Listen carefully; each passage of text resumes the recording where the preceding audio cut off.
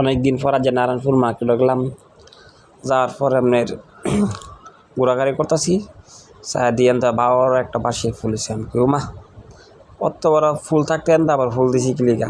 চায়া দিই পার একটা রেস্টুরেন্টের মতন আমি কি আছে যাই দেখাই মনে মনে বেড়াতেছি অত বড় ফুল দিছে বেড়াইতে ফুলের হিফার নিয়ে গেলে আবার বেড়াতে আমরা ফুলের ভাড়া দেবো নাহলে খায়া যাও লগে তেমন টেয়া পয়সা নাই।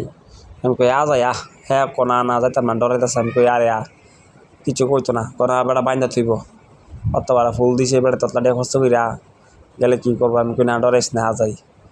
পরে দেন আজ মেঘাচ্ছন্ন আকাশ, মোটামুটি খারাপ না ভালোই। পরে দুইজনে গল্প করতে করতে গেলাম এই সাইডে ছায়া দিয়ে। এই সাইডে আপনার মানুষ নাই তেমন নিরবই, কফিয়াও যত ভাইরাল না, তবে ইউনিক একটা আপনার ইটখলা পুরাতন ইটখলারে এরা কাজে লাগাইছে, সুন্দরিকা রেস্টুরেন্টের মতন করছে। কফি টফি বেশ হালকা পাতলা খাবার। পরে আমি ছায়া দিয়ে যে কফি লইলাম, কফির মান ততটা খারাপ না আবার ভালোও না। 20 টাকা কফি মিশিংয়ের কফি দিছে, আর স্পেশাল কোনো কফি নেই।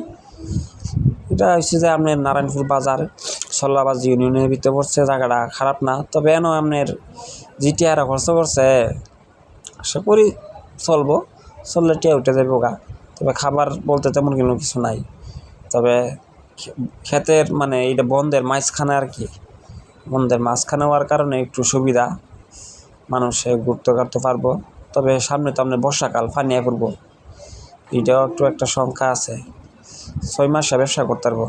পুরাতন একটা ইট খোলারে কি সুন্দরী খেরা ব্যবহার করছে, লাইটিংও করছে, আবার চারিদিকটা